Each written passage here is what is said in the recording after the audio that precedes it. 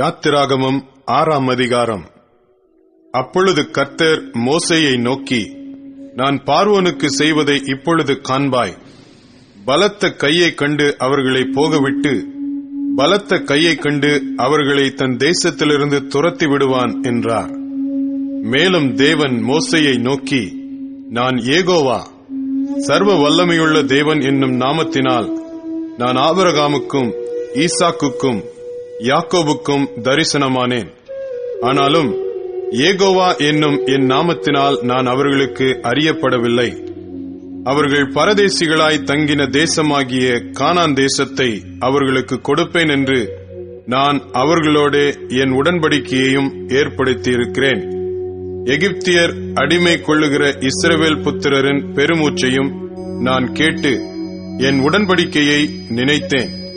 ஆதலால் இஸ்ரவேல் புத்திரரை நோக்கி, நானே கர்த்தர், உங்கள் மேல் எகிப்தியர் சுமத்தின சுமைகளை நீக்கி நான் உங்களை விடுவித்து உங்களை அவர்கள் அடிமைத்தனத்திற்கு நீங்களாக்கி ஓங்கிய கையினாலும் மகா தண்டனைகளினாலும் உங்களை மீட்டு உங்களை எனக்கு ஜனங்களாக சேர்த்துக்கொண்டு உங்களுக்கு தேவனாயிருப்பேன்.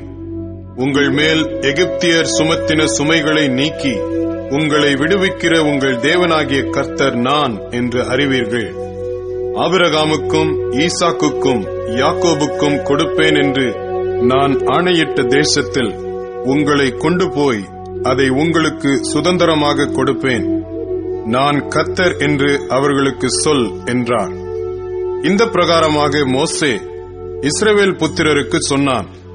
அவர்களோ மனமடிவினாலும் கொடுமையான வேலையினாலும் மோசேக்கு செவிகொடாமற் போனார்கள். பின்பு கர்த்தர் மோசேயை நோக்கி, நீ எகிப்தின் ராஜாவாகிய பார்வோனிடத்தில் போய் அவன் தன் தேசத்திலிருந்து இஸ்ரவேல் புத்திரரை போகவிடும்படி அவனோடே பேசு என்றார். மோசே கர்த்தருடைய சன்னிதானத்தில் நின்று, இஸ்ரவேல் புத்திரரே எனக்கு செவி கொடுக்கவில்லை, பார்வோன் எனக்கு எப்படி செவி கொடுப்பான்? நான் விருத்த சேதனமில்லாத உதடுகள் உள்ளவன் என்றான். கர்த்தர் மோசேயோடும் ஆரோனோடும் பேசி, இஸ்ரவேல் புத்திரரை எகிப்து தேசத்திலிருந்து அழைத்துக் கொண்டு போகும்படிக்கு அவர்களை இஸ்ரவேல் புத்திரரிடத்துக்கும் எகிப்தின் ராஜாவாகிய பார்வோனிடத்துக்கும் கட்டளை கொடுத்து அனுப்பினார். அவர்களுடைய பிதாக்கள் வீட்டாரின் தலைவர் யாரென்றால், இஸ்ரவேலுக்கு முதல் பிறந்தவனாகிய ரூபனுடைய குமாரர் ஆனோக்கு, பல்லு, எஸ்ரோன், கர்மி. இவர்கள் ரூபனுடைய வம்சங்களின் தலைவர்.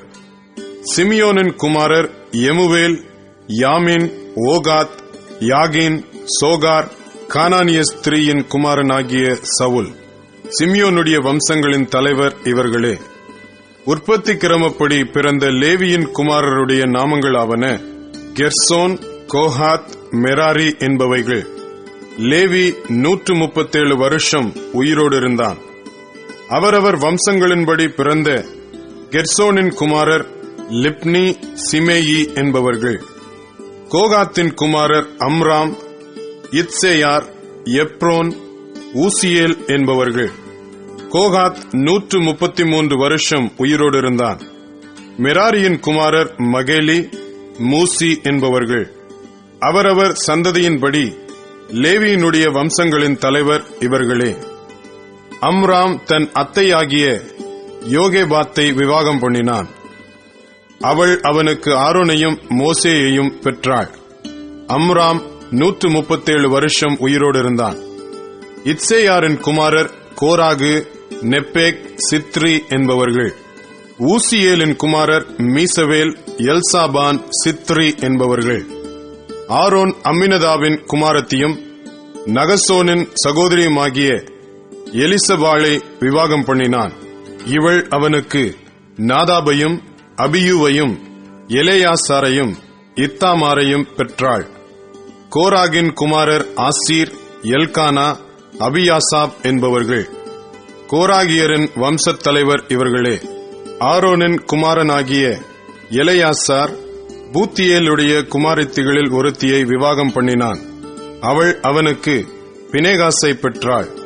அவரவர் வம்சங்களின்படி லேவியருடைய பிதாக்களாகிய தலைவர் இவர்களே. இஸ்ரவேல் புத்திரரை அணி அணியாய் எகிப்து தேசத்திலிருந்து நடத்தி கொண்டு போவதற்கு கர்த்தரால் கட்டளை பெற்ற ஆரோனும் மோசேயும் இவர்களே. இஸ்ரவேல் புத்திரரை எகிப்திலிருந்து நடத்தி கொண்டு போவதற்கு எகிப்தின் ராஜாவாகிய பார்வோனோடே பேசின மோசேயும் ஆரோனும் இவர்களே. கர்த்தர் எகிப்து தேசத்திலே மோசேயோடே பேசின நாளில் கர்த்தர் மோசேயை நோக்கி, நானே கர்த்தர், நான் உன்னோடே சொல்லுகிறவைகளை எல்லாம் நீ எகிப்து ராஜாவாகிய பார்வோனுக்கு சொல் என்று சொன்னபோது, மோசே கர்த்தருடைய சந்நிதானத்தில், நான் விருத்த சேதனமில்லாத உதடுகளுள்ளவன், பார்வோன் எனக்கு எப்படி செவி கொடுப்பான் என்றான்.